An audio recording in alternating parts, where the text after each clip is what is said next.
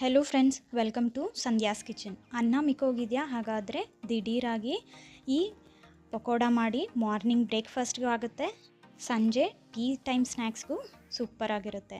ತುಂಬ ಈಸಿಯಾಗಿ ಸಿಂಪಲ್ಲಾಗಿ 10 ಮಿನಿಟ್ಸಲ್ಲಿ ಮಾಡುವಂಥ ಪಕೋಡ ರೆಸಿಪಿ ಇದು. ಬನ್ನಿ ಹೇಗೆ ಮಾಡೋದು ಅಂತ ನೋಡೋಣ.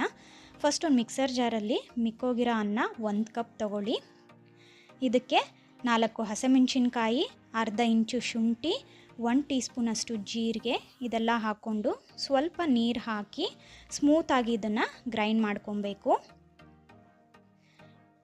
ನೋಡಿ, ಸ್ಮೂತಾಗಿ ಗ್ರೈಂಡ್ ಆಗಿದೆ. ಇದನ್ನು ಒಂದು ಬೌಲಲ್ಲಿ ತಗೊಳ್ಳಿ. ಇದಕ್ಕೆ ರುಚಿಗೆ ತಕ್ಕಷ್ಟು ಉಪ್ಪು, 2 ಟೇಬಲ್ ಸ್ಪೂನಷ್ಟು ಕಡಲೆ ಹಿಟ್ಟು, 2 ಮೀಡಿಯಮ್ ಸೈಜ್ ಈರುಳ್ಳಿ, ಸ್ವಲ್ಪ ಕೊತ್ತಂಬರಿ ಸೊಪ್ಪು ಇದನ್ನು ಹಾಕ್ಕೊಂಡು ನೀರು ಹಾಕ್ದಿರ ಹಾಗೆ ಚೆನ್ನಾಗಿ ಇದನ್ನು ಮಿಕ್ಸ್ ಮಾಡ್ಕೊಳ್ಳಿ.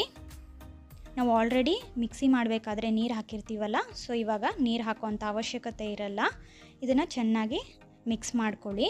ನೋಡಿ ಈ ರೀತಿ. ಇವಾಗ ಡೀಪ್ ಫ್ರೈಗೆ ಬೇಕಾಗಿರೋಷ್ಟು ಎಣ್ಣೆನ ಬಿಸಿ ಮಾಡ್ಕೊಳ್ಳಿ.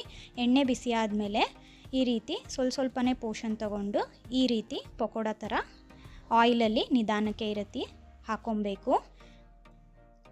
ಬಾಣಲಿಯಲ್ಲಿ ಎಷ್ಟು ಪಕೋಡಾಸ್ ಆಗುತ್ತೋ ಅಷ್ಟು ನಿಧಾನಕ್ಕೆ ಹಾಕ್ಕೊಂಡು ಮೀಡಿಯಮ್ ಫ್ಲೇಮಲ್ಲಿ ಇದು ಗೋಲ್ಡನ್ ಕಲರ್ ಆಗೋವರೆಗೂ ಫ್ರೈ ಮಾಡ್ಕೊಬೇಕು. ಮಿಕ್ಸ್ ಮಾಡೋಕ್ಕೆ ಹೋಗಬೇಡಿ.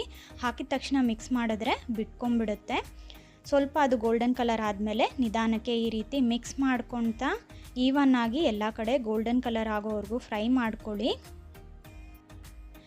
ಲೋ ಫ್ಲೇಮಲ್ಲಿ ಫ್ರೈ ಮಾಡಿದ್ರೆ ಎಣ್ಣೆ ಹೀರ್ಕೊಳ್ಳುತ್ತೆ. ಹೈ ಫ್ಲೇಮಲ್ಲಿ ಫ್ರೈ ಮಾಡಿದ್ರೆ ಮೇಲೆ ಕ್ರಿಸ್ಪಿ ಆಗುತ್ತೆ, ಒಳಗಡೆ ಬೆಂದಿರಲ್ಲ.